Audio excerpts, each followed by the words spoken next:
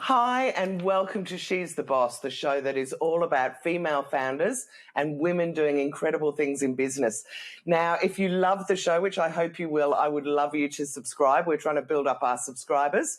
But I am super excited to introduce my guest this morning. Well, for me, it's morning, whenever you might be watching it. I've got Lisa Cox with me. Now, Lisa is a media commentator, writer, author, speaker, and she's a real champion about diversity in the media, and she wants to disrupt things. And I love women that want to disrupt things. So welcome, Lisa. Good morning. Really great to be here, Joel. Oh, it's fantastic to have you here. Okay, now I've just done a little brief introduction, but why don't you tell people what you're doing these days? What is your mission and what are you trying to disrupt? Sure. Well, in a nutshell, I'm trying to change the way disability is represented or misrepresented in mainstream popular culture. So that could be media, fashion, you name it. And my background is in media and advertising. I worked in advertising agencies for years. And then at the ripe old age of 24, I had a stroke and acquired numerous visible and invisible disabilities. So that was quite a few years ago, but these days I've found a way to combine my background, my professional background, with my lived experience, because there's pretty... Am I allowed to swear? Pretty shitty. I was going to say, yes, I would be bloody well swearing as well. But talk to me a little bit, for the people that don't understand, what do you mean when you say that the media is doing diversity really badly? And also, what do you mean when you say that disability is being kind of portrayed in the wrong way, or it's kind of, I know I've had conversations with you about it, but you explain to everyone who's listening or watching. Problems. Well, firstly, there's an underrepresentation. So if we consider that roughly 20% of the population identifies having a disability, 1 in 5 Australians, we don't at all. Like, you hardly ever see anyone who's disabled. I mean, and they're always somebody who's extraordinary, as opposed to just ordinary people. That's right. And that's, I suppose, leading into the other way that we see disability represented. I'm generalising here, but we only see two versions of what disability looks like. We see the incredible Paralympian who has achieved and now is on the global speaker circuit, that kind of one. Or there's the disabled person who has to be pitied and felt sorry for, and cue sad music if it's video.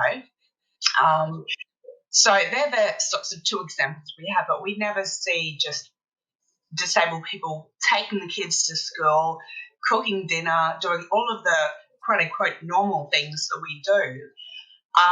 And so that in turn flows on to affect society's perception of disability. And I've experienced this, have people come up to me and say, "Oh, I'm sorry you're in a wheelchair." I'm like, what is there to be sorry for? I love my life. Or when I started at my last gym, I had to explain to people, listen, I'm not training for the Paralympics. I'm just here to work out like everybody I think else. That's so true, because it is all made special. And I guess what you're saying is you want all that specialness taken away and just show it like it is in real life. So now you alluded, well, no, actually, let me go for the next question is, did something happen? Was there something, I mean, obviously there's something bigger that happened, and we'll talk about that in a minute, but was there something during your recovery process when you were trying to think about what you were going to do that you kind of went, oh my God, I have got to go in there and make changes? I mean, other than the obvious, did you have a little light bulb moment? There wasn't one light bulb moment, but it was a series of light bulb moments. So spent a lot of time in hospital recovering, and had been an outspoken feminist about the representation of women in media. And that was my focus for many, many years before acquiring disabilities. And I suppose with that lived experience, I didn't feel it was my place to jump on the soapbox and talk about it. But I went back into advertising agencies after leaving hospital, etc. I was in there for over a year, but went back to advertising agencies and I really started to see things through a different lens. So part of my job previously was selecting talent for the pre-campaign TV campaign. And when you talk about talent, sorry for those people that don't understand media, you mean people, don't you? Yeah. People, choosing the guy standing with the product in a TV ad, and looking through portfolios of different talent available, there was zero representation of disability. And coming back to my earlier point, it's 20% of the population. So this isn't just something about a socially responsible brand or a feel-good thing to make nice disabled people feel better. It's smart business. There's 20% of the population who also have credit cards and spending power. So why businesses aren't paying more attention to that, to the disability dollar, as we've heard it called, is anyone's guess, and something that I couldn't agree with you more. And I mean, for every single person who is watching, you will all know disabled people in your family, in your social circle, whatever.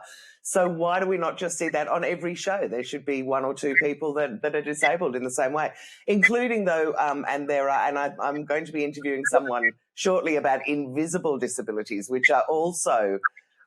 Do you want to talk a little bit about that? That's right. For invisible disabilities, I'm lucky enough to have both, and I say lucky sarcastically. So you can see my wheelchair. Your audience can't right now, but I'm in a wheelchair full time. I have one prosthetic leg. My left leg was amputated. My fingertips are missing, and I've got scars everywhere. But what you can't see are all of my invisible disabilities. So when I had this stroke, as a result, I have permanent scarring on my brain, which sometimes affects my voice and my memory, my concentration, my eyesight even. I'm over 25% blind. I have epilepsy. So everybody's different in terms of how invisible disabilities affect them. But it is very difficult because you're constantly having to explain and justify that, no, I'm not just having a selective memory or choosing to forget what you said. I actually No, that's right. can't And remember. I know there's a woman that I was working with who had the same issue with chronic illnesses and was saying that employers often just don't understand that there are days that you can't get out of bed. And so how do you go for jobs, and how do you show that in the media that these people have, and that everybody has lots of things that they can offer, but sometimes we just need to care a little bit and I guess make adjustments for people that maybe, are a little bit more challenged. That's exactly right. So in advertising, I spent so many years creating visibility for my clients, their brands, their products and messages, and realised that I could essentially apply those same principles and strategies to something far more important, disability. And often it's very, very simple to do. I've written thousands of scripts over the years for TV and radio campaigns, and it doesn't require thousands or millions of dollars in terms of changing budgets for campaigns which are already restricted. It can be really as simple as an incidental inclusion, that if you've got, just as an example, 5 guys standing at the bar, let one of them have a disability of some sort. And I say physical. Yes, that's right. Because the audience can see that. It's too hard in a 30-second television commercial to say, they have an invisible disability that you can't see. That's not the point. But to make that incidental as well, which means that it's not tokenistic, and I suppose the plot of the ad, so to speak, focuses around the product or the brand, which it should. Yes, and I guess at the moment there's so little representation that it seems like tokenism, when actually what we need it everywhere. And I think that your suggestion is absolutely brilliant. If you think 20% of the population have a disability, then why, when you're shooting things, when you're considering who's going to be on your shows, whatever, in the media, why aren't you putting 1 in 5 as having a disability? That just makes enormous sense. It does make a lot of sense from a social point of view and from a business point of view, financially and economically. It makes sense as well, because Business 101, people want to see themselves reflected on the screen or whatever it is, and that is the way you get more viewers or increase your circulation. It's no secret that the media industry is just falling on its ass at the moment. But we only need to look at the screens and see that doesn't reflect society. And this is just, even though disability is my thing, this similar thinking can be applied to culturally diverse communities and absolutely. I mean, basically, well. we just need, as you say, we need to have what is in real life reflected on the screen and stop having everything kind of sanitized and Anglo-Saxonized as well as sort of able-bodyized. There's a whole lot of them. But listen, let me, Lisa, I'm really interested in going back first and getting you to explain your story to people, because it is extraordinary what happened to you, but also tell them about your career, sort of, let's say, out of high school. How has your career unfolded up until now? Okay, so out of high school, I went to uni. Got 2 degrees there, business communications. 2? That's a lot. Business communications and media. So I've also got this big HECS debt, which I didn't realize when you asked me before why I started doing what I'm doing. Can I say there's another good reason that we should be employing everyone so they can pay back their HECS debts? All of this good use. I spent enough years studying. So went to university, and then straight out of uni, was fortunate enough to get jobs in advertising agencies. So I moved to Melbourne for work and was working there for a number of years, national and international brands, a variety of agencies. But when I was at Melbourne Airport one morning, flying home to see family. And roughly how old are you, by the way, then? I was 24, so I was still relatively just young. Out of uni. Yeah, 2 degrees. You've got to have spent a bit of time at uni. Oh yeah, 4 years at uni. Right. Then, let me do the maths. 4 years in advertising. Out in the work. Yep. Real world experience. I was doing work while I was at uni in advertising, but doesn't quite count. Yeah, it does. Yeah, I had a brain hemorrhage, like a stroke. And that was caused by the Streptococcus A infection, and they still don't know how I got that. Apparently, according to the specialist, the sort of thing that you can maybe pick up in the supermarket or something, but my immune system didn't respond well, obviously, because I went into a coma for 3 weeks and was on full life support for 2 months. So every organ in my body shut down, every cell died. My parents were told they may have to turn off my life support, but that obviously didn't happen. Oh my God! Sorry, this is just so whoa. Go on. It was. I mean, I was lucky in that I was asleep for a lot of it. My poor family, every day, I feel bad for what I put them through. It was terrible. So I spent the next year in hospital, and during that first year, my left leg, all of my right toes, and none of my fingertips were amputated. I've still got this one, which is great. I can text. What else happened? That's right, heart surgery twice, a total hip replacement.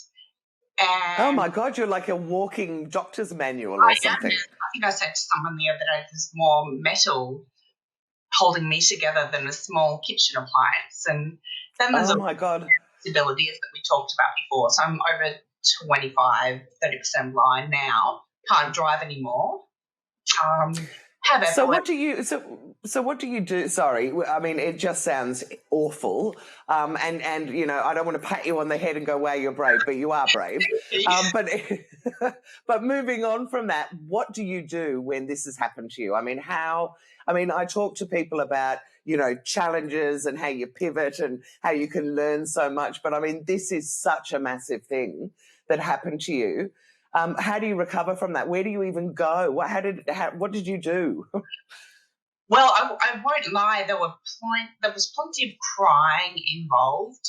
I can only imagine.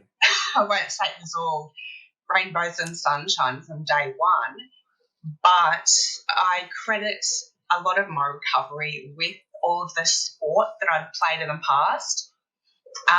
So I grew up playing representative sports, volleyball, things like that.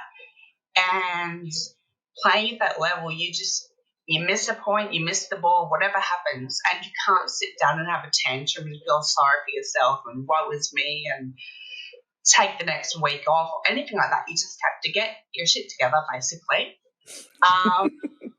and get back at it again. So much of that had happened in the years before this particular thing happened that I guess I took some of that learning into my hospital experience. But, of course, my family were just incredible. My immediate family, mum, dad, my sister and brother. I can't say I did it all by myself. There were medical professionals and my family who saved my sanity as well as my arms. Well, there you go. I mean, that's also part of it, isn't it? The whole mental health challenge of this going on and how easy it would be to sink into really a lifelong depression and just not be able to get on with your life. So, you know, having that positive mental attitude is so important, and that your family supported you is wonderful. But how do you pick up a career after something like this has happened to you? Well, I knew I had my particular type of disability. I've got scarring on my brain, but it's not an intellectual disability. So even though my processing is slow and my concentration's a bit rubbish sometimes. You sound like me. I have to say my concentration's a bit rubbish sometimes. And I sometimes don't think of the right words to say. So, but go on. I mean, obviously, I'm not trivialising what's happened to you. Go on. That's fine. I joke that I have early onset Alzheimer's, but that's not something to joke about.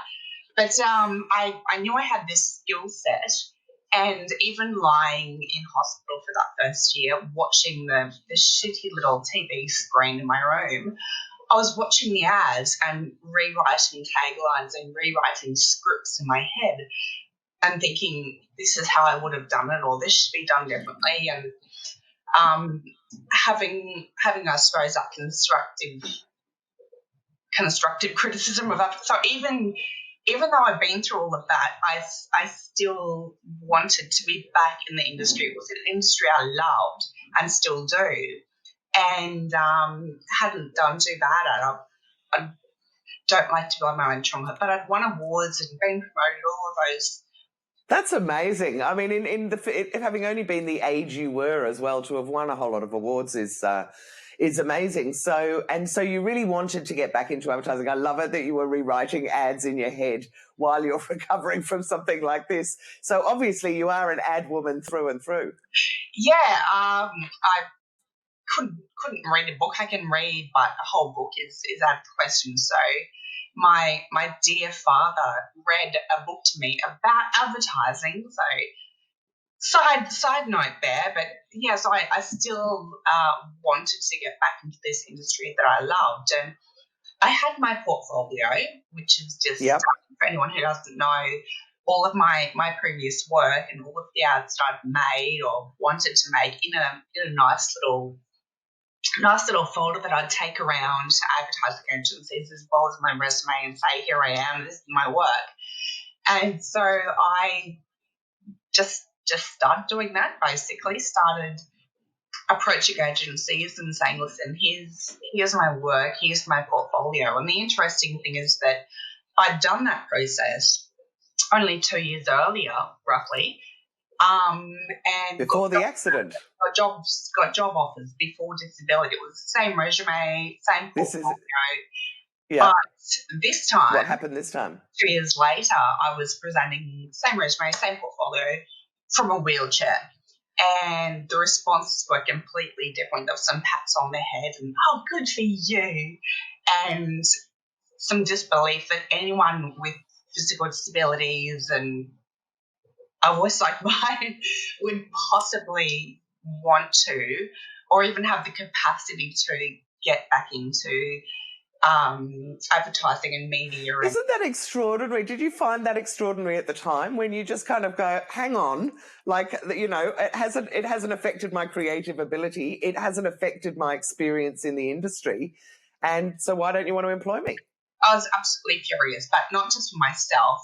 because this was the first time I'd experienced discrimination because of disability, I felt furious on behalf of all of the other disabled people who had to go through this as well, unfortunately. So Actually, let's just stop you just for a minute there, because I reckon there's a learning out of this, and that is, how would you suggest that if people turn up in your business and they want work and you've seen their resume and you think it's great, and they come and they have obvious disabilities or they talk to you about their disabilities, how do you think that employers or prospective employers should be reacting? What sort of questions should they be asking? I'm really interested, because I reckon that a lot of those people probably thought they were doing the right thing by you, like without thinking it through. They're probably just trying to do the best they can. So what should they have been doing, or what would you like to see people do? Okay, for me personally, and I don't want to speak on behalf of everybody with disabilities, because it drives me nuts when people try and do that.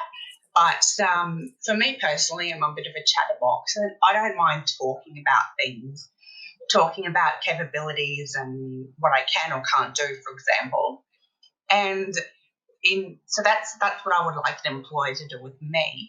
But there may be other people who don't like to discuss it. So I'll just speak about myself for a moment. And there were only really, really small tweaks when I was working in an agency. I just had to have Wednesday mornings off to go to a medical appointment. That was it. And long hours into the evening were no longer an option for me. So, but they only knew that because they asked. So all credit to them for asking me. I would suggest, and this goes whether it's in an employment capacity or not, treat a disabled person the same way you treat a non-disabled person. When people come up to me and just have a chat about their day or their work or anything like that, I really appreciate that, instead of coming up and specialing me and assuming. Right, good point. Assumptions, I suppose, is another thing to be aware of. And we all have this unconscious bias, or we all have an unconscious bias, unfortunately. And mainstream media and advertising plays such an important role in shaping that unconscious bias. So that's part of what I'm trying. Yes, that's where the change will come, if it's normalised in the media. Yeah. Yeah. I couldn't agree more. So sorry. So I interrupted you. So you're 24. Mm-hmm. No, sorry. You've had the accident. So you're 26, 27 now, and you're being patronised when you go out to ad agencies with obviously very capable skills. So what did you do? I found an ad agency, had contacts in the industry, got in touch with them, and they were quite happy with my work and happy to have me in there. So I started working with them, and that was when I was able to look not just the industry, but the sorts of things that were coming across my desk through the lens of disability, because, as I mentioned, I hadn't been able to do that previously. It was just a gender thing or something like that. But be able to. We won't even start on the fact that you're a disabled woman, and there's a whole woman side to this as well. I know. That I was always proud to be a part of, but yes. That's all right. You still are in your own way, but sorry, I interrupted you. Go on. I was going to say, I started spending more time reviewing the advocacy that was out there in disability, and knew that I didn't feel that all of it was necessarily right. There was a lot of really angry shouting and telling everyone, you're wrong, you're wrong, you're wrong. Don't do it, don't do it. But that's which is understandable when you're frustrated. But I agree with you, it's not going to solve the problem. I must admit it's justified, but absolutely. What I wanted to do was present solutions as well, as someone who'd spent all of these years in media, because in my experience with journalists, just for example, being the subject, being interviewed, as well as writing press releases, they and a lot of other people want to do and say the right thing, but just have no idea how to. And I joke that I'm confused sometimes about what language to use, what to say to people with disabilities so I don't offend them. I'm a bloody disability advocate. But look, it's the same in everything, isn't it? I mean, really, you can, I want to stand up for women, and I'm sure there's going to be women going, who the hell do you think you are? But if you believe in what you're doing, you've just got to go for it, I think. That's right. So if I'm confused, I can't imagine how other people are feeling. So I wanted to be able to provide some solutions to people in media, advertising, popular culture generally.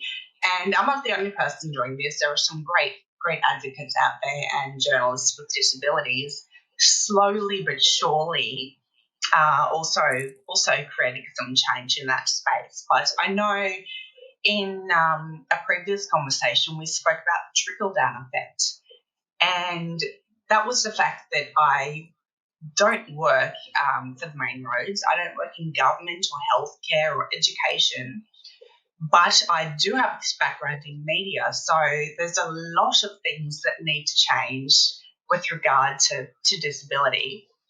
But fashion, which may seem frivolous, is one of the things that I can do something about with media and advertising. So that's why I've chosen to focus on things where I can get the most bang for my buck, so to speak, and have the most impact.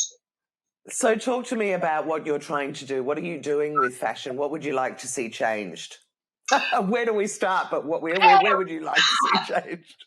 So it's just one area of popular culture that can be changed quite easily. So it's very influential, and it also gets young people very. You have girls interested in fashion and boys from quite a young age. So you get that opportunity to make change at an early age with someone, which I think is important.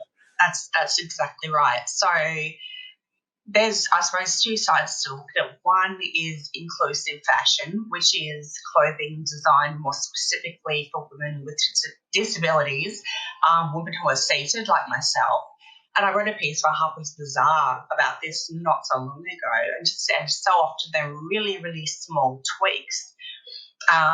Just having a higher waist, for example, so that there's nothing showing at the back, and longer legs so that when you sit, the legs aren't always riding up. I'd never even thought about that, of course. Everyone, when they sit down, your trousers pull up a bit. There's that side of it, but there's also an area which I have a particular interest in, which is the way we're marketing fashion to consumers. So a really simple thing that your audience can do is look through their favourite brand, just scroll through their Instagram feed and see how many times there's perhaps a disabled model or some reference to disability. It doesn't have to be a person in a wheelchair or something like that. But the marketing of advertising, the marketing of fashion as well. And again, it's valuing people with disabilities as consumers who have spending power. Yes. I mean, it's just such an incredible oversight. I mean, there are loads and loads of oversights in marketing dollars and where they're being spent. But, you only need to talk to someone like you and go, oh, my God, like I hadn't even really thought about the fact that I don't think, other than in a catwalk parade, I've seen women, in a women, say I'm looking at the Suzanne catalogue or the whatever, it doesn't really matter. There is never a woman in a wheelchair, and there's never something that's going to have shorter jackets maybe for when you're sitting down, but so that they don't scrunch, or longer trousers, or any of those tiny little things that would completely make a difference. There are some really great people, mainly overseas, who are addressing the issue over in the US and the UK predominantly. Here in Australia, we have Christina Stevens and Me Too Designs by Carol Taylor, who again are addressing it, but Australia is unfortunately a little bit behind. We're still lagging. when it Yeah, comes. and the other thing is we need it to not be about specialised brands, but actually just to have the mainstream brands going, here's a shorter, a longer waisted jacket or a shorter waisted jacket. Here are, and we don't have to call them disability clothes either. We just say that they're another range, like you have, long leg and narrow leg and wide leg. Yeah, that's right. So often the plus size, normal size, but that sector, industry, whatever you want to call it, is used as a bit of an example. So a couple of decades ago, people lost their minds when size 12 was used on a magazine cover, and the plus size was still this very narrow niche thing that you could only buy in a Sacks. It used to be sacks for tops something like that. and elastic waisted sort of tracky pant kind of bottoms, I think. Yeah, So you're right. In some ways, disability fashion is kind of at that place now. There are some great designs coming out by people like me, Q, Carol Taylor, and Christina Stevens, but generally speaking, it's still a few decades behind. We're not seeing those brands readily available in places like, say, a Target or a Kmart or something like that, or anywhere for that matter, even though it is happening in the US and the UK. So Tommy Hilfiger put out an adaptive range a couple of years ago, and that's overseas, unfortunately. Yeah, yeah, I remember, I lived in London, 20 years ago now, and I remember, what was her name? Paul McCartney's second wife. I can't remember what her name was. I did. Anyway, she has a prosthetic leg, and I never forget Alexandra McQueen. Sorry, what was her name? Helen McCartney. That's right. And even though I don't know that she was the greatest woman that you would ever meet out there in terms of some of the things that she did, but she was an absolute role model I'll never forget that Alexander McQueen catwalk show where he gave her the most beautifully carved prosthetic leg and she walked down the catwalk. Yes, when I was first told I was going to lose my leg, and I had her pictured in my mind in terms of being able to walk again one day, and it's okay, I'll just have a prosthetic leg and be able to walk.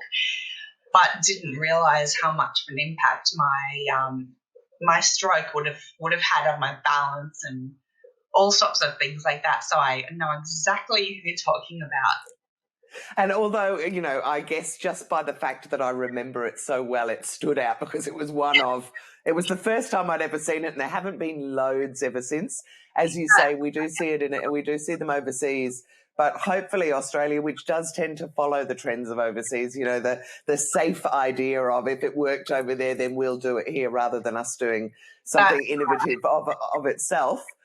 Should bring it over here. So talk to me about your career over the last, since you've recovered and you've been out working again, there must have been challenges along the way where something has happened because we all have them, where something happens where you think, oh my God, everything's over, or, I've missed out on that. That's it. My life is over, or I didn't win that contract or whatever it might be.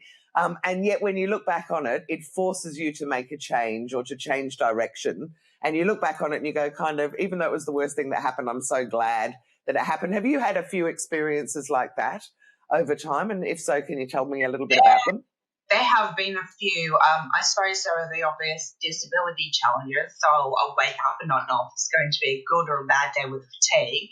But all of that aside, I have heard the word no more times than you can possibly imagine. Sometimes it's a blatant no. Other times it's that's a good idea, sweetheart. Oh my God, you feel like slapping them. But again, going back to my pre-disability career, when you're a writer in advertising, you hear no a lot. You might have 100 ideas and 2 might get through. And that's just how it is. You're used to failure in a professional sense and things not working out. And I suppose I had those learnings to take with me. And similar to the sporting analogy, knew that a no or a failure wasn't the end of the road, so to speak. So in many ways, every time I got a no, it fueled me just a little bit more to, I won't swear, but prove them wrong, I guess. So when I very, very first broached the idea of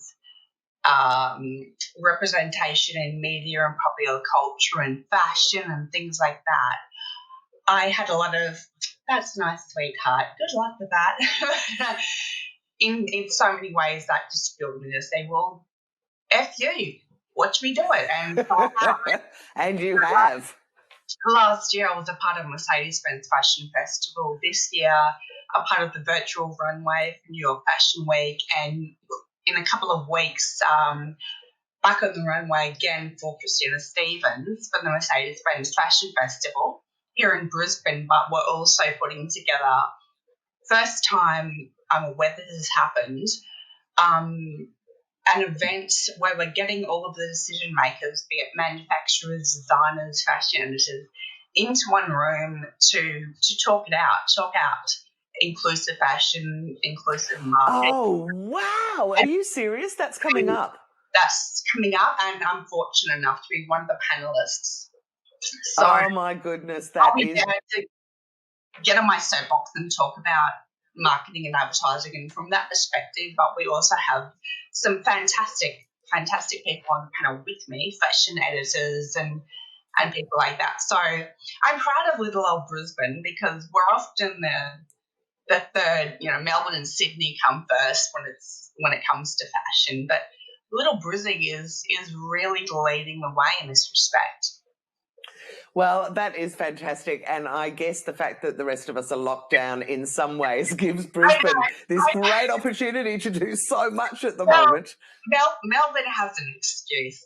Melbourne for a very valid reason, but Sydney has little excuse, or there's no reason. And well, it's funny, isn't it? I mean, I lived in Sydney for a few years, having come from London, and one of the things that I think about with Sydney is it is filled with the beautiful people. Like, I went over to Bondi, I remember thinking, oh, I wonder if I should go and live over there.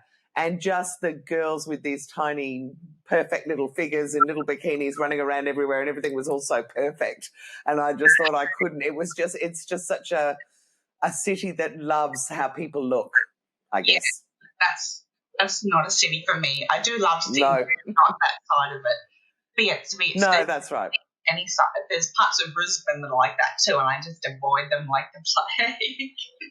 Yeah, well, I mean, let's hope that one of the great things about the pandemic, and there are great things that are coming out of it as well, but one of them will be that superficiality will at least be contained a little bit, because it was just starting to become so mainstream. And it's just such a rubbish position for anyone to be, following, I think, in terms of anything else. So tell me, moving forward now, have you got any other big grand plans for what you want to achieve in terms of media diversity? What's the big, hairy, audacious goal?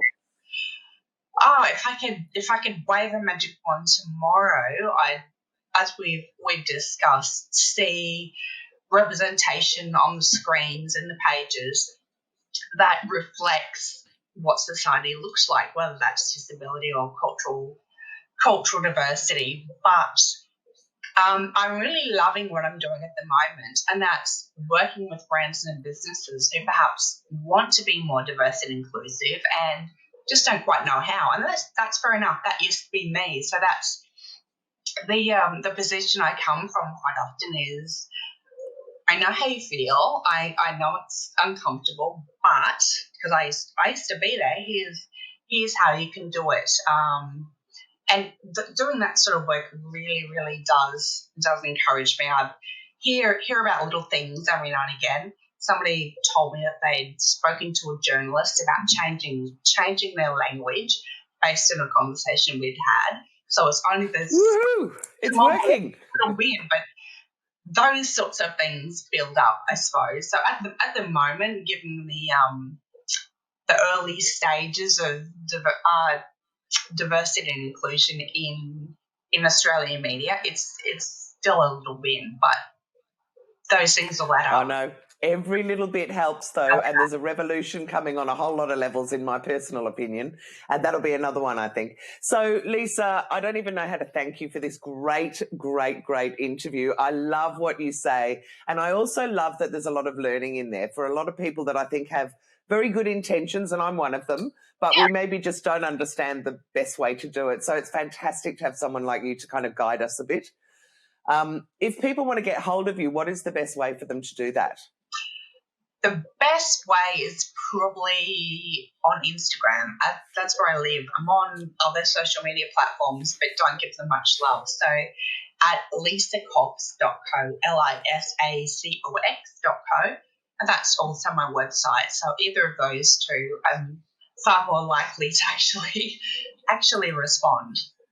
Fantastic. Well, I hope actually that a whole lot of people see this and that they do start contacting you to learn how they can be more inclusive, because I honestly believe the intention is that we want to be. Like I said, I just think that a lot of people don't know how to be and what they could be doing. That's all right. It's okay not to know, but wanting to do something differently is... That's what we want. That's what we want. That's right. So thank you so much for being my guest today.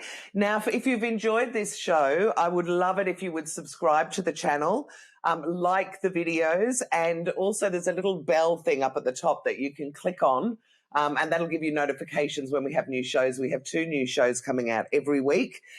You might also love our She's the Boss Chats podcast, where I'm also interviewing incredible female founders. We have a membership and a website all put together at she'stheboss.com.au. And the other thing is, if you have enjoyed this show, there'll be another couple of shows there. Go and click on them and watch them as well. And thank you so much for joining me. I hope you'll join me for the next episode.